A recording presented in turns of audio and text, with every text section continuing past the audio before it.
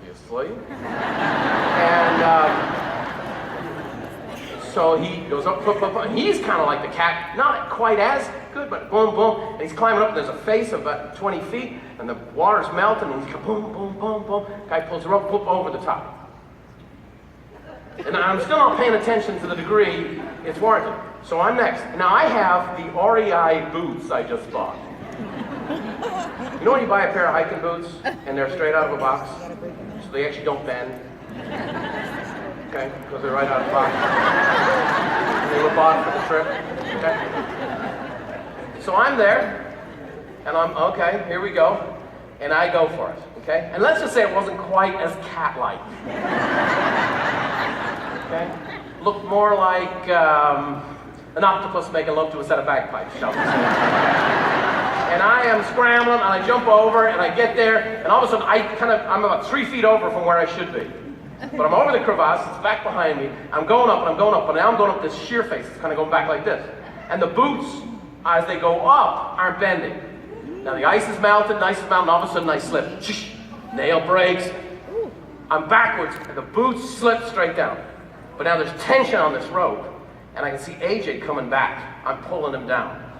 I try one more time, I fall down harder. Now I'm like, I'm gonna pull my son down. So I step on the edge of this thing and I unhook.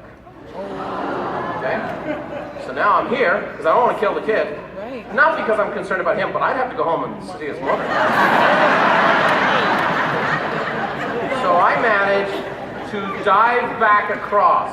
I land, I kind of fall down, I'm cutting myself, and I get over the top. I get over the top, but it's a sheer edge. And now I'm sliding down this ice face. Oh, that's right, my little ice axe, that's right. What is that? Drop and turn, drop and turn, drop and turn, drop and turn. Okay, and so now I'm sliding down, and about 6 feet before it goes over the other edge, I manage to stop. And now, I have, for the first and only time in my life, a panic attack. I mean, fritzed me out. I didn't realize till that second I was afraid of heights. Or, I'm not really afraid of heights, it's dying from a long fall. So I'm there, I'm fritzed out, my heart's and Nils comes back over the top and he goes, oh, you unhooked.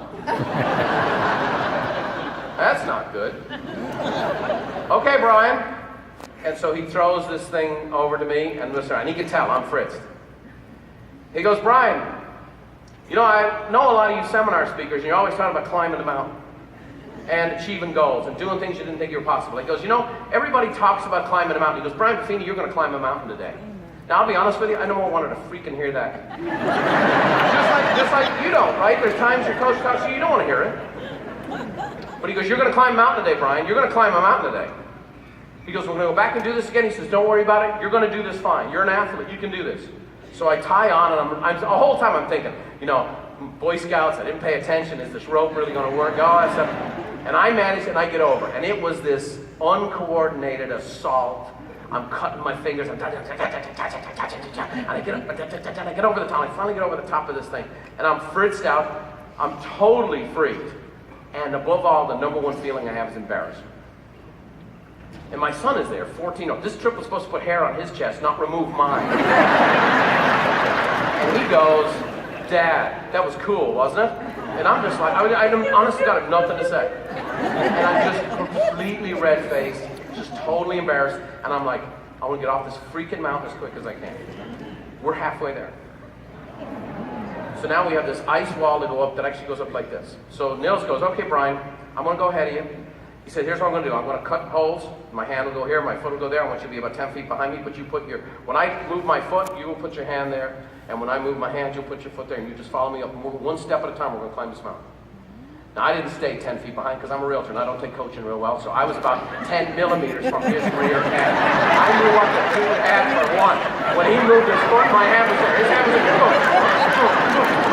That guy's ass went up that mountain quicker than he ever saw in his life. This went on for about another 45 minutes. We get up the top of this thing, okay? And I am just done. AJ is like, great. It turns out there's a name for the mountain. It's called Mount Matchley. And AJ was the youngest man to ever climb it. And mountain climbers, they actually build these little, like monuments, and they have a little metal box in there, and you sign when you go climb this mountain. He was the youngest guy to ever sign. I was the most humiliated guy I'd ever seen. Nils goes up on top of the mountain, 2,500 foot behind him, a drop. He goes, Ted, come on up here, Brian, take a picture with me.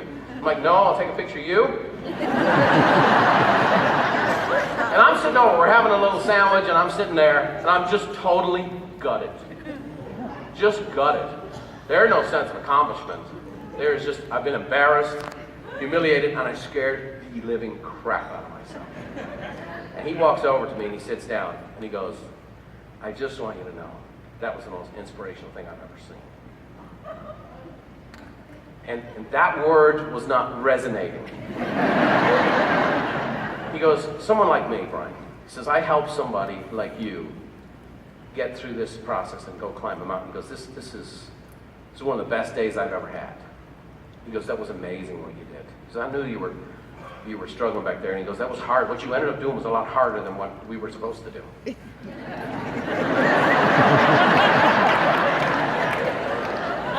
But he goes, that was inspirational. And it was at that moment, on top of Mount Matchley, 9 years ago, that I finally got what I do for a living and why Buffini Company exists.